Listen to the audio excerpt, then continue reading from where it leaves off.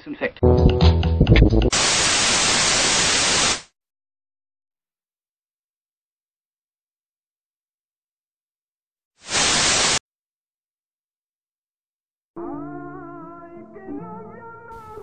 Hi, you're watching Snowboard Review TV, supported by Pete Leader's Instructor Training Courses. Second board of the day is Burton Sherlock. Now, a lot of people have been asking about this board. There's a lot of hype around it because it's pretty much like the custom with the flying V profile, but it's a little bit cheaper, and it's also supposed to be a bit more all-mountain, a bit more free-ridey. So I just talk you through the spec, and then we're going to take it out for a ride. So yeah, as I mentioned, it's got the flying V. So you probably can't see it here, but you can see it on the smaller one. You've got the rocker between the feet, and then as you get to the feet, it goes into camber, and then as you get past the feet, it goes back into rockered nose and tail. So that's plenty of float and a bit more kind of like a bit easier to work into calves, from my experience anyway.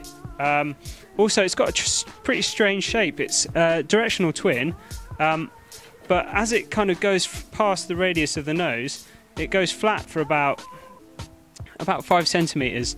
Now, I don't know if that's for powder to reduce drag, because you see quite a lot of that on skis, but it's certainly an interesting shape because it means the side cut starts a lot further back. So in carve, you've got a lot less effective edge. So we'll see how that rides. You've got the ICS system. You've got a triax glass with carbon I-beam, sintered base. You've got the 1045 sidewalls, which are the kind of more durable Burton sidewalls that go 45 degrees and then 10 degrees. But you've got the frostbite edges as well on this board, which is a slightly protruding edge at the feet. Now, for the custom X, that worked really well, but I don't know how it's going to work with this profile. What else have you got? You've got the Burton's damping system. Now, I've come across that already on the supermodel, and I wasn't particularly impressed with it. But then again, the Custom X didn't have it, and that was fine. So let's wait and see how it works with this board.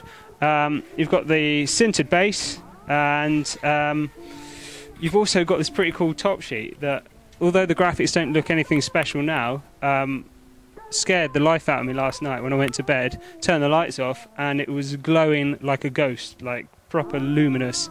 So kind of you get the luminous Burton graphic in the dark, which is pretty cool. So I'm going to go and give us a ride, and then I'll come back and let you know what I think about it.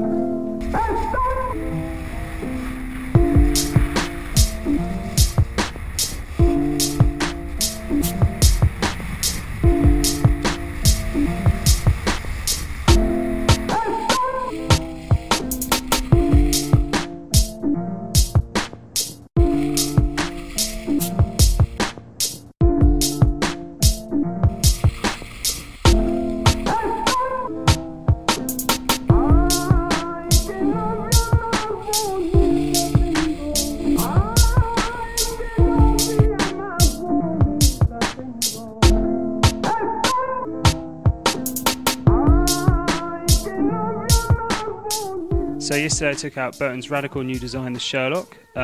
It's got a crazy shape with the elongated area here of nose. It's kind of a flat section. They call that a side effects. It's quite weird actually, because it has that flat section, it has to have a really short side cut. So it's got a side cut around 6 meters, which is tighter than pretty much any other board out there. Which I can imagine would work really well in powder. If you're riding tight trees and that kind of stuff with a rocker profile, you could really work this around, no matter how tight the trees are, how tight your turns need to be. And I can imagine it would really bounce off pillows as well. So fantastic board for powder. On piste, it was interesting. It was really fun to jib around on. I had no problems hitting jumps, doing spins, that kind of stuff. So I really enjoyed taking this in the park. And I can imagine an intermediate would find it really progressive in the park.